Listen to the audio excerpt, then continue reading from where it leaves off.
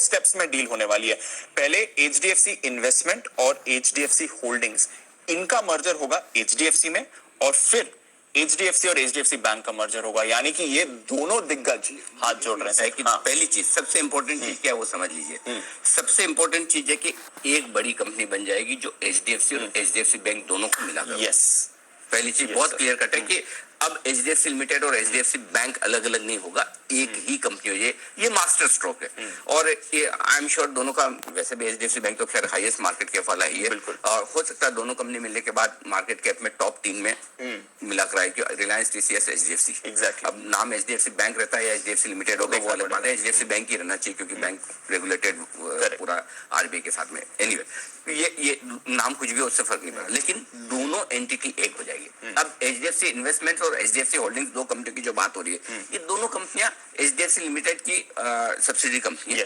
इनका पहले एचडीएफसी में मर्जर हो जाएगा और शायद एचडीएफसी बैंक में होगा, ताकि आई थिंक एचडीएफसी पहले एचडीएफसी में और फिर एचडीएफसी।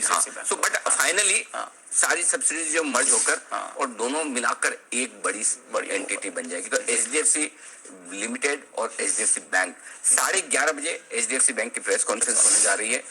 हम सुनेंगे, टॉप मैनेजमेंट को समझेंगे, लेकिन ये हिंदुस्तान के फाइनेंशियल सर्विसेज के इतिहास का मेगा मर्जर है।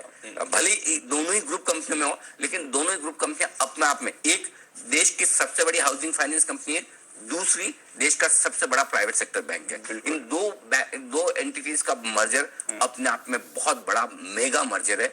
ये सारा अब प्रेस रिलीज शायद आ चुका है, वरुण आ चुका है प्रेस रिलीज, क्या डिटेल सारी जरा बताइए। इसमें यही कहा गया कि पहले जो 2 सब्सिडाइज है एचडीएफसी इन्वेस्टमेंट लिमिटेड और होल्डिंग जो है उनका एचडीएफसी में विलय किया जाएगा, और उसके बाद एचडीएफसी लिमिटेड का विलय जो है वो एचडीएफसी बैंक में होगा। एचडीएफसी लिमिटेड का विलय जो है वो एचडीएफसी बैंक में होगा। ये आपको याद रखना है। एचडीएफसी बैंक के 42 शेयर्स के लिए, जिसकी फेस वैल्यू 1 रुपए की है, एचडीएफसी बैंक को 25 शेयर्स दिए जाएंगे।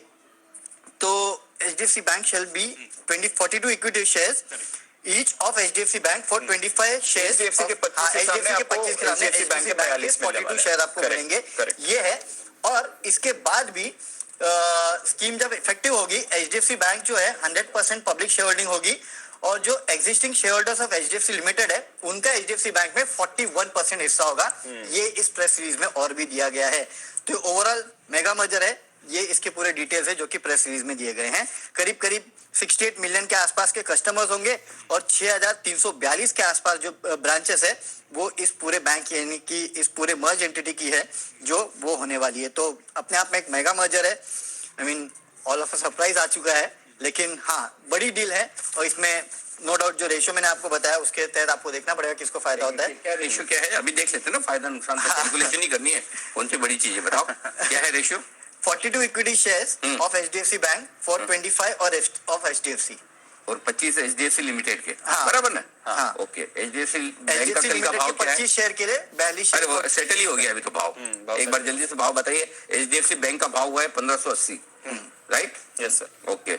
और एचडीएफसी लिमिटेड का भाव बताइए जल्दी से। 2570। कैलकुलेशन ही तो करनी है, आप बाकी का देखिए क्या क्या सेटल कैसे हुआ, तब तक मैं कैलकुलेशन कर बिल्कुल सर, 1 मिनट का काम है। बिल्कुल 17800 के ऊपर खुल रहे हैं, और वजह भी ये दोनों ही है। अगर ये दोनों नहीं होते तो शायद 17800 आपको स्क्रीन पर नहीं दिख रहा होता, बट 17800 क्योंकि 5% ऊपर एचडीएफसी बैंक दोनों खुलने के लिए तैयार है। तो जो मर्जर रेशियो आ रहा है उसको देखकर, और एक जो फाइनेंशियल सुपर हाउस बनने जा रहा है ये, उसको देखते हुए हम यहाँ पर एक्शन एक्सपेक्ट कर रहे हैं। रेशियो दीप जिस प्राइस पे सेटल हो रहा है न्यूट्रल है, मतलब प्राइसिंग हो गया। हाँ प्राइसिंग है, क्योंकि देखिए 1580 रुपए एचडीएफसी बैंक प्राइस है, 42 शेयर, दोनों का भाव मिलाकर होता है, दोनों का दाम मिलाकर होता है 46,360 रुपए जी। 25 शेयर, 25 ही है ना HDFC limited, 25 share HDFC limited, 2570 का दाम, 64,250, यानी कि लगभग 2000 रुपए का फर्क है। 2% का, 3% बोल सके, 3% के आसपास का, 2.5 से 3% का। तो कॉस्ट और खर्चा मिला के आर्बिट्राज वाली कॉस्ट है। तो लगभग इसी रेशियो में अब ये स्टॉक मूव करेंगे। अब जो स्टॉक मूव करेंगे लगभग जितना परसेंटेज में एक बढ़ेगा एक घटेगा, लगभग वही रहना। सो 2 से 3.5% के बीच का आर्बिट्राज रहना है, राइट? सो मिनिमम घट के आएगा ये आर्बिट्राज। अभी 2000 रुपए का चल रहा है आर्बिट्राज, तो ये घट कर हो सकता है 1000-1200 पे आ जाए, बढ़कर 2500 से 2800 पर आ जाए। तो लगभग अब इसी रेशियो में दोनों स्टॉक, क्योंकि ओपनिंग में इन्होंने सेटल कर दिया है। लेकिन आज सबसे बड़ी जो तगड़ी एक्शन है तो तैयारी मतलब आईडीएफसी फर्स्ट की थी, उज्जीवन स्मॉल फाइनेंस की थी, आ गया ये वाला मर्जर। नहीं, लेकिन दीप इसमें एक चीज समझनी चाहिए, देखनी चाहिए, जो इसमें बड़ा मैसेज है वो देखिए। बड़ा मैसेज क्या है?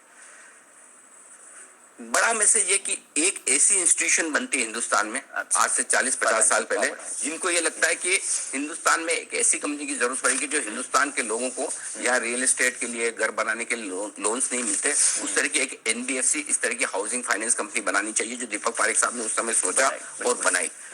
वहां नहीं रुके, उसके बाद उन्होंने एक ऐसा बैंक बनाया जो आज सबसे बेस्ट प्राइवेट सेक्टर बैंक है in terms of quality, in terms of market cap, in terms of share holders wealth.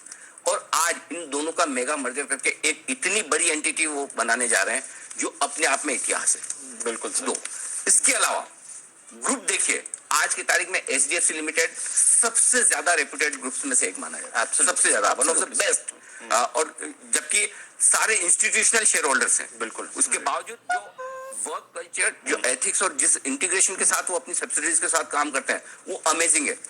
HDFC bank बनाने के बाद रुके नहीं है, HDFC life, HDFC Ergo, HDFC mutual fund, देखिए क्या टॉप क्लास इंस्टीट्यूशन है, एक से एक जो बनी है, गजब की है। और दूसरी छोटी मोटी तो बहुत सारी है, जिनका हम जिक्र करें तो बहुत वक्त हो जाएगा। तो ये एक टॉप क्लास मैनेजमेंट, एक थॉट लीडरशिप जो होती है, किस तरह की ऑर्गेनाइजेशन बना सकती है, किस तरह की बिजनेसेस बना सकते हैं, किस तरह की वैल्यू बना सकते हैं शेयर होल्डर्स के लिए, वो